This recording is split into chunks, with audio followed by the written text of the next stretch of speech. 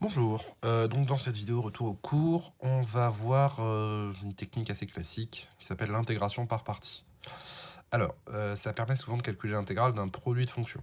On a vu que pour une somme de fonctions, si on sait calculer l'intégrale de chacune des fonctions, calculer l'intégrale d'une somme de fonctions, c'est calculer la somme des intégrales. Ça vient du fait que la dérivation, et donc la primitive, c'est une opération linéaire. Pour le produit, c'est beaucoup plus compliqué. Le produit des dérivés, la dérivée du produit, c'est pas le produit des dérivés. Donc c'est un peu, voilà, ça marche pas. Donc en général, on a cette technique-là. Alors, l'idée c'est que c'est basé sur la formule de la dérivée du produit. Alors on prend u et v de fonctions dérivables sur un intervalle AB, et donc là il y a une petite erreur. Il faut que les dérivées soient continues.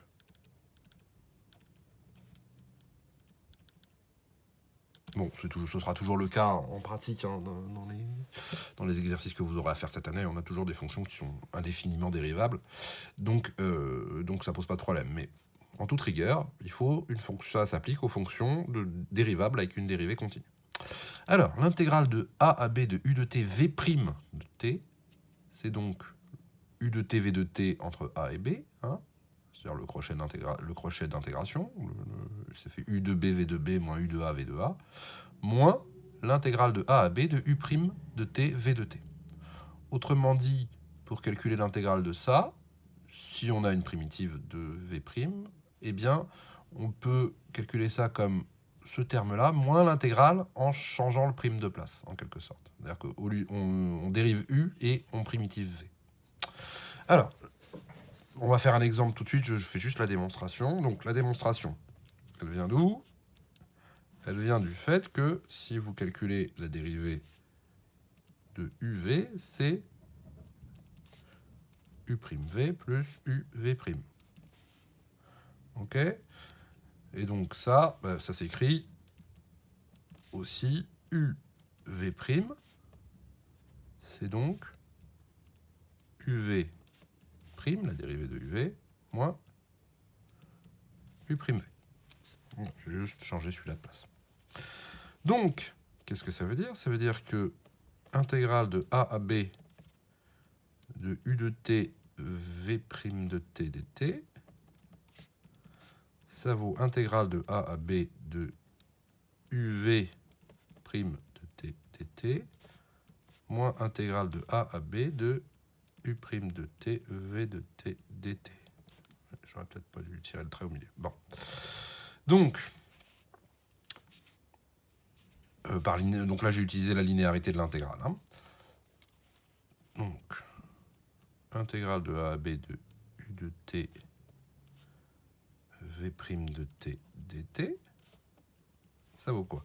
Eh bien ça, là vous avez l'intégrale d'une dérivée. Donc une primitive de uv', c'est uv.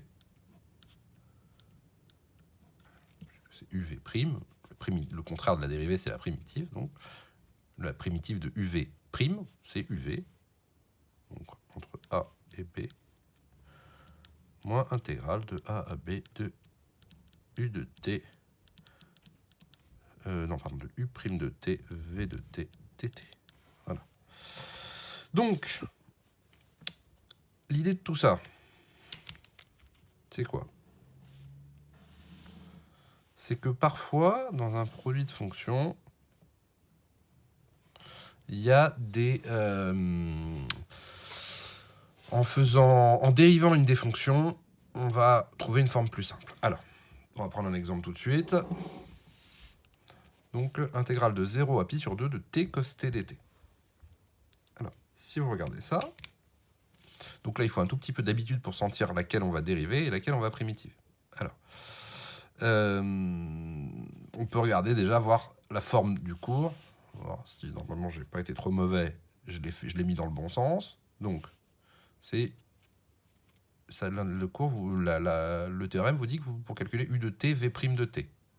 Donc, si on pose u de t égale t, on a u' de t égale 1. Et donc, v' de t, ce serait cos t. Voilà. Et donc, v de t, ce serait quoi? primitive de cosinus t. Eh bien, on sait que la dérivée de sinus t, c'est cos t. Donc, une primitive de cos t, c'est sinus t. Voilà. Et donc, d'après le théorème, vous avez intégrale de a à b de t cosinus t tt. Ça vaut donc c'est l'intégrale de uv'. Ça vaut donc uv, c'est-à-dire t sinus t, a et b, moins intégrale sur a à b de u'v, donc u', c'est-à-dire 1 fois sinus t.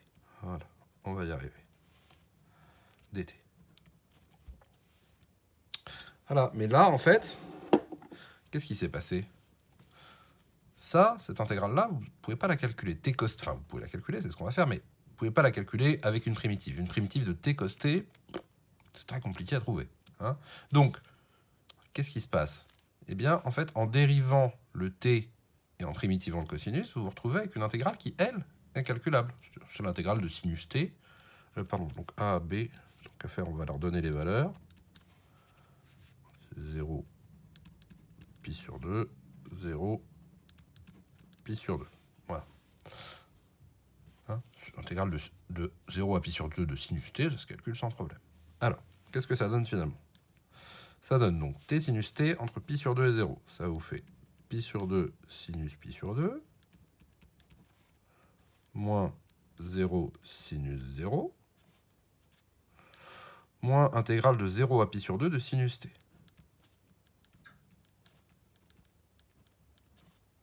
dt. Donc pi sur 2 sinus pi sur 2, excusez-moi, pousser ma tasse de café, voilà. Donc pi sur 2 sinus pi sur 2.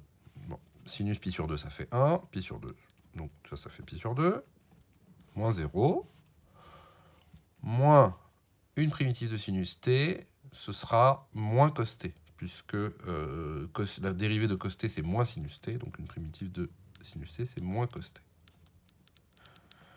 Moins cos t entre 0 et pi sur 2. Donc finalement, qu'est-ce que ça fait? Ça fait pi sur 2 moins 0, je ne l'écris plus, moins, alors moins cos pi sur 2, ça fait donc moins 0, moins cos 0, c'est-à-dire moins 1. Voilà. Et donc vous obtenez finalement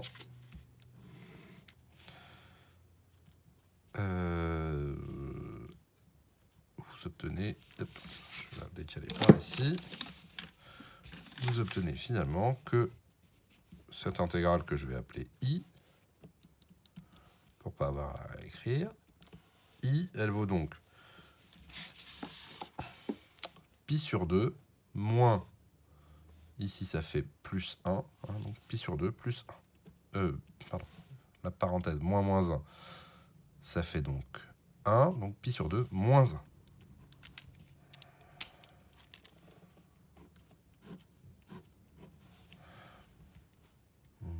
Ouais, c'est ça. Ok. Donc voilà, l'idée de l'intégration par partie, c'est en dérivant une des fonctions d'arriver à se débarrasser d'un terme embarrassant comme le t par exemple. Voilà. Bon, là les exercices qu'on va faire, ce sera souvent ce genre de truc, t. Alors après on verra quelques exercices un tout petit peu plus subtils. Voilà, merci. Donc on va faire quelques exercices tout de suite.